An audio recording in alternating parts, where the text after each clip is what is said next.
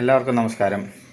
ഇപ്പോൾ E20 petrol അടിക്കുന്നത് കൊണ്ട് വണ്ടിക്ക് എന്തൊക്കെ നാശനഷ്ടങ്ങൾ ഉണ്ടാകുമെന്ന് പല എക്സ്പേർട്ടുകളായി മെക്കാനിക് വിഭാഗത്തിൽപ്പെട്ട ആൾക്കാരായി അവർ പറഞ്ഞ് നിങ്ങൾക്കറിയാം. അപ്പോൾ അതിലോട്ട് ഞാൻ പോകുന്നില്ല. എന്തൊക്കെ നാശനഷ്ടം ഉണ്ടാകുമെന്ന് നിങ്ങൾക്കെല്ലാവർക്കും അറിയാം. പക്ഷേ ഗവൺമെൻറ് ഇതിൽ നിന്ന് പിന്മാറാൻ പോകുന്നില്ല. പക്ഷേ ഇത് നിങ്ങൾക്ക് പരിഹരിക്കാൻ പറ്റും. ഇത് എങ്ങനെ പരിഹരിക്കാമെന്നാണ് ഞാൻ പറയുന്നത്.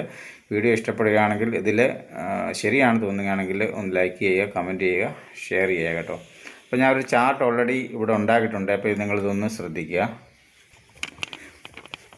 അപ്പോൾ ആദ്യം നിങ്ങൾ ചെയ്യേണ്ടതെന്ന് വെച്ച് കഴിഞ്ഞാൽ നിങ്ങളുടെ വീടിൻ്റെ പരിസരത്ത് HP100 കിട്ടുന്ന പെട്രോൾ പമ്പ്, അതായത് ഇത് സ്വകാര്യ പമ്പിൽ നമുക്ക് കിട്ടില്ല, റിലയൻസിലോ നയാരയിലോ ഒന്നും കിട്ടില്ല.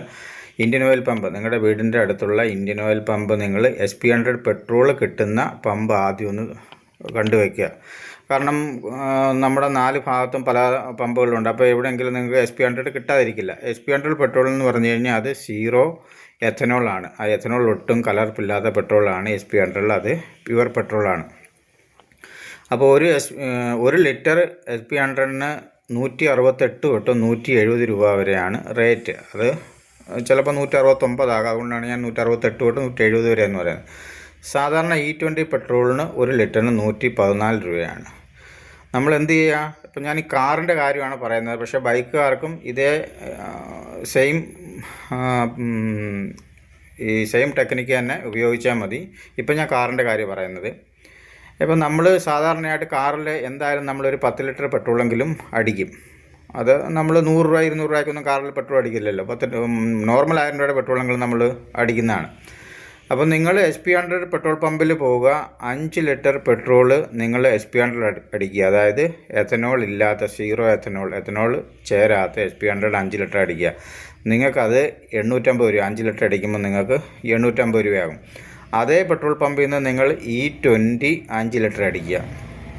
E20 5 ലിറ്റർ അടിക്കുമ്പോൾ നിങ്ങൾക്ക് 570 രൂപയാകും. അപ്പോൾ നിങ്ങൾക്ക് ആകെ 10 ലിറ്റർ പെട്രോളിന് 1420 രൂപയാകുന്നുള്ളൂ. നിങ്ങൾ E20 10 ലിറ്റർ അടിക്കുകയാണെങ്കിൽ നിങ്ങൾക്ക് 1140 രൂപ. ഡിഫറൻസ് വെറും 280 രൂപ. ഞാൻ പറയാൻ ഉദ്ദേശിക്കുന്നത് വെച്ച് കഴിഞ്ഞാൽ HP100 5 ലിറ്റർ അടിക്കുമ്പോൾ അത് പ്യുവർ പെട്രോളാണ്, എഥനോൾ കലർപ്പില്ലാത്ത 5 ലിറ്റർ. E20 5 ലിറ്റർ അടിക്കുമ്പോൾ അതിനകത്തിൽ 20%, അതായത് E20 അടിക്കുമ്പോൾ അതിൽ 20% എഥനോൾ മിക്സാണ്. എന്ന് വെച്ച് കഴിഞ്ഞാൽ 1 ലിറ്റർ എഥനോൾ അതിൽ മിക്സാണ്. 10 ലിറ്റർ അടിക്കുമ്പോഴത്തോ നമ്മൾ 10 ലിറ്റർ അടിക്കുമ്പം XP പെട്രോള് പ്ലസ് E20, അപ്പോൾ എന്താകും? 10 ലിറ്ററിൽ 1 ലിറ്ററാണ് എഥനോൾ ഉള്ളത്. 10 ലിറ്റർ അടിക്കുമ്പോഴത്തേക്ക് 1 ലിറ്റർ എഥനോളാണ് അതിലുള്ളത്. അത് നമ്മൾ എന്തായിട്ട് മാറും? E10 ആയിട്ട് മാറും. നിങ്ങൾ കാര്യം മനസ്സിലായെന്ന് വിചാരിക്കുന്നു. അതായത് പകുതി SP100 അടിക്കുക, പകുതി E20 പെട്രോൾ അടിക്കുക. 1% അതായത് 20% എഥനോൾ ആകുമ്പോഴത്തേക്ക് 1 ലിറ്റർ 5 ലിറ്റർ അടിക്കുമ്പോഴത്തേക്ക് 20% ആകുമ്പോൾ 1 ലിറ്ററാണ് അതിനകത്തിൽ എഥനോൾ ഉള്ളത്. നിങ്ങൾ SP-യും E20യും കൂടെ മിക്സ് ചെയ്ത് അടിക്കുക. അതായത് 5 ലിറ്റർ XP അടിക്കുക, 5 ലിറ്റർ E20 അടിക്കുക.